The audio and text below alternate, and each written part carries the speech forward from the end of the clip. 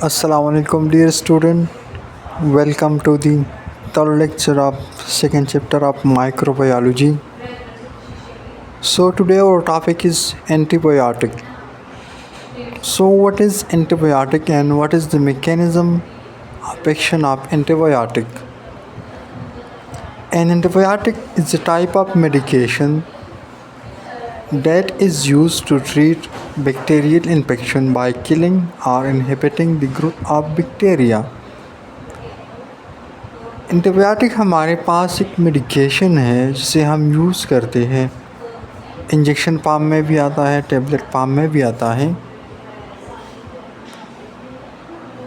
जो कि बैक्टीरिया को किल करता है या उनकी ग्रोथ को मिनिमाइज़ करता है, ताकि हमें जो इन्फेक्शन हुआ है, चाहे रेस्पिरेटरी ट्रैक्ट इन्फेक्शन हो, यूटीआई हो, निमोनिया हो, स्किन इन्फेक्शन हो, जो भी हो, उन बैक्टीरिया की ग्रोथ को कंट्रोल करता है या उनकी सेल मेम्ब्रेन को ब्रेक डाउन करता है या सेल वॉल को या प्रोटीन पे वो अपना इफेक्ट करता है। Antibiotic work by targeting specific components of bacterial cell such as cell wall or protein synthesis machinery and disrupting their function। Antibiotic किस तरह काम करता है? बैक्टीरिया का या तो सेल वॉल को तोड़ेगा या उनका जो प्रोटीन सिंथेसिस का जो मैकेनिज़्म है उसको डिस्टर्ब करेगा या उनकी फंक्शन को ख़राब करके ताकि बैक्टीरिया अपनी ग्रोथ को ना बढ़ाए और जो बैक्टीरिया भी हैं वो किल हो जाए। तो इस तरह से हमारे साथ हमारे बॉडी में इन्फेक्शन कम होता है। They can be taken hourly और एडमिनिस्टर इंट्रावेनियसली। आप ऑरली भी ले सकते हैं टेबलेट फॉर्म में, या आईवी की फॉर्म में इंजेक्शन भी लगा सकते हैं। And are available in a variety of formulation such as pills, capsule and injection. कुछ एग्जांपल हैं हमारे साथ एंटीबायोटिक के। Penicillin, tetracycline and erythromycin are common antibiotic. Antibiotic हमारे साथ हेल्थ केयर प्रोवाइडर जो डॉक्टर होता है, एमडी होता है, मेडिकल प्रैक्टिशनर होता है, वो एडवाइस करता है और हम उनकी प्रिस्क्रिप्शन पे ही हमें लेना चाहिए। पाकिस्तान में तो खैर ये रूल ज़्यादातर फॉलो नहीं होती, कोई भी जाके फार्मेसी से एंटीबायोटिक ले सकता है, लेकिन बाहर की कंट्री में प्रिस्क्रिप्शन के बिना एंटीबायोटिक नहीं मिलती। एंटीबायोटिक का मैकेनिज़्म ऑफ एक्शन हमारे साथ क्या है? Inhibition of cell wall synthesis. Antibiotic interfere with the integrity of synthesis of bacterial cell wall leading to cell lysis और डेथ। उनकी सेल वॉल की जो फंक्शन है उनको ब्रेक डाउन करके उनकी डेथ को काज कर लेता है बैक्टीरिया। तो फिर बैक्टीरिया हमारे साथ फर्दर अपनी ग्रोथ नहीं कर सकती और वो इन्फेक्शन हमारे पास ख़त्म हो जाता है। फॉर एग्ज़ाम्पल पेनिसिलिन हमारे पास, या सेफालोस्पोरिन, वेंकोमाइसिन, ये एंटीबायोटिक हमारे पास बैक्टीरिया के सेल वॉल पर इफेक्ट करते हैं।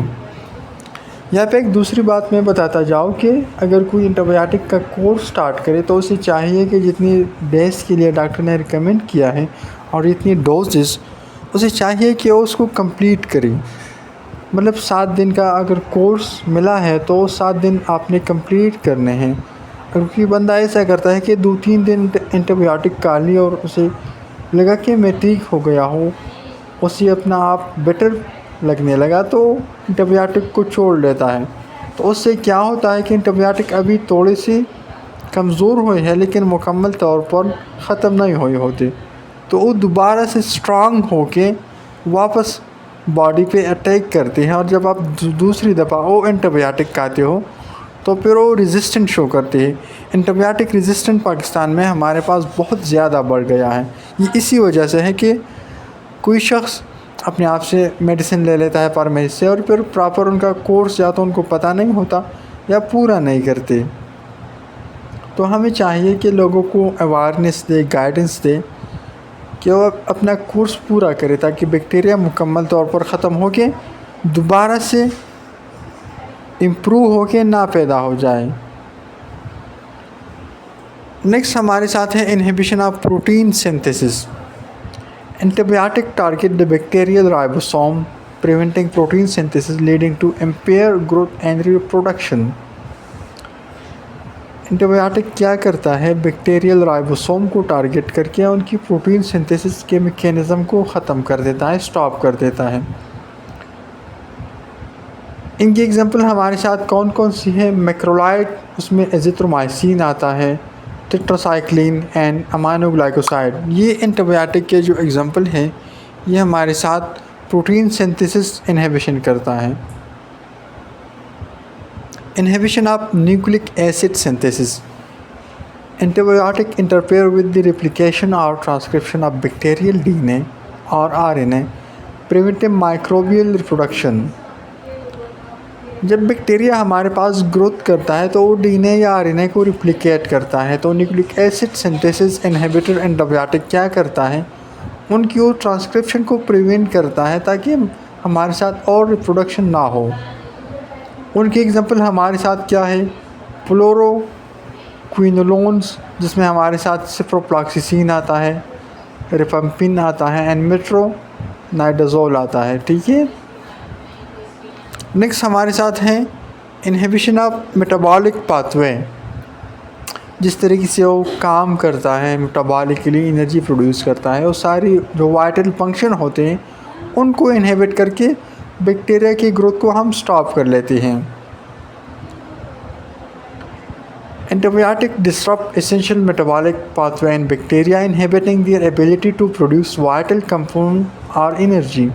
इसकी एग्जांपल हमारे साथ सल्फोनामाइड्स, इसमें हमारे साथ trimethoprim, sulfamethoxazole and trimethoprim daptomycin, ये एंटीबायोटिक आते हैं। ठीक है।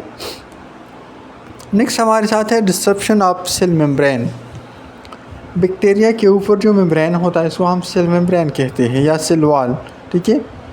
तो एंटीबायोटिक डिस्टर्ब द इंटीग्रिटी और function of bacterial cell membrane, leading to leakage of cellular content and cell death. जब एंटीबायोटिक उनकी सेल मेम्ब्रेन को ब्रेक करता है तो उनके अंदर जो कंटेंट होते हैं, राइबोसोम वगैरह, जितनी भी सारी चीज़ें, न्यूक्लियस वगैरह, वो बाहर आ जाते हैं और सेल डेथ कास हो जाता है। उसकी एग्जांपल हमारे साथ क्या है? पुलिमाइक्सिन, जिसमें हमारे साथ कोलिस्टेन आता है, daptomycin and some antifungal agent जैसे कि एम्फोटेरिसिन बी। तो ये क्या करते हैं? सेल मेम्ब्रेन को इनहिबिट करते हैं। अब हमारे साथ नेक्स्ट स्लाइड में है difference between broad spectrum and narrow spectrum antibiotic. हमारे साथ दो किस्म के एंटीबायोटिक पाए जाते हैं, broad spectrum and narrow spectrum. अब इसको डिस्कस करते हैं। स्पेक्ट्रम का मतलब क्या है? Broad spectrum and narrow spectrum का। ब्रॉड स्पेक्ट्रम बैक्टीरिया जो है ना, वो हमारे साथ वाइडली काम करते हैं, वाइड रेंज में, both gram negative and gram positive bacteria में।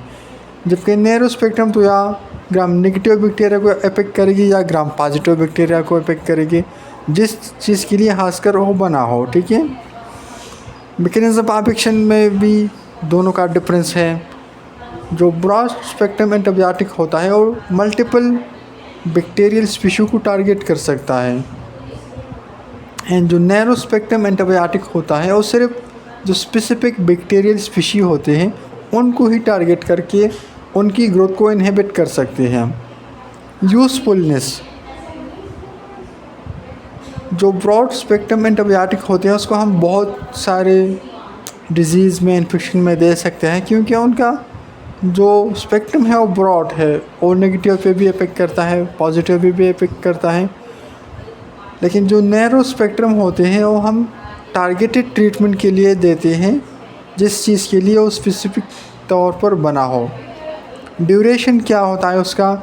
दे are use for prophylactic treatment and for short duration. अभी हमारे पास प्रोफाइलेक्टिक का मतलब क्या है? डिज़ीज़ नहीं काज हुई है, लेकिन हम डिज़ीज़ काज होने से पहले लेते हैं ताकि हमें ये डिज़ीज़ काज ना हो जाए, and for short duration of treatment के लिए। जबकि नैरो स्पेक्ट्रम हम लॉन्ग ड्यूरेशन के लिए इस्तेमाल करते हैं कि जो कॉजेक्टिव एजेंट है वो प्रॉपरली डिस्ट्रॉयड हो जाए। Disruption of microbiota, more likely to disrupt normal gut flora and increase risk of secondary infections such as C. difficile infection। हमारे गट में इंटेस्टाइन में जो हेल्थी बैक्टीरिया होते हैं जिसे हम नॉर्मल फ्लोरा कहते हैं, ज़्यादा चांसेस है कि ब्रॉड स्पेक्ट्रम एंटीबायोटिक वो हेल्थी बैक्टीरिया को भी डिस्टर्ब करे, उनको भी किल करे। नॉर्मल फ्लोरा का फंक्शन हमारे साथ ये है कि ये हमें डाइजेशन में हेल्प करता है और हमारे इंटेस्टाइन को हेल्थी रखता है, जबकि नैरो स्पेक्ट्रम एंटीबायोटिक की चांसेस कम है कि वो गट नॉर्मल फ्लोरा बैक्टीरिया को डिस्ट्रॉय करे। Resistant more likely to contribute antibiotic resistance by creating selective pressure on bacteria। Broad spectrum में चांसेस ज़्यादा है कि रेजिस्टेंट पैदा हो जाए उस बैक्टीरिया के अगेंस्ट, जबकि नैरो स्पेक्ट्रम में ये चांसेस हमारे साथ कम हैं। ब्रॉड स्पेक्ट्रम के एग्जांपल हमारे साथ टेट्रासाइक्लिन इसमें आता है, नैरो स्पेक्ट्रम में हमारे साथ पेनिसिलिन आता है, सिफालोस्पुरिन आता है। तो ये था हमारा आज का टॉपिक। एंटीबायोटिक को हमने डिस्कस किया किस तरीके से वो बैक्टीरिया को इनहिबिट करता है। Broad spectrum and narrow spectrum antibiotic में क्या डिफरेंसेस हैं। इंशाल्लाह कल से हम method to control microbial growth, बहुत सारे मेथड हैं, इनको हम डिस्कस करेंगे। तब तक के लिए अल्लाह हाफिज़। Thank you very much.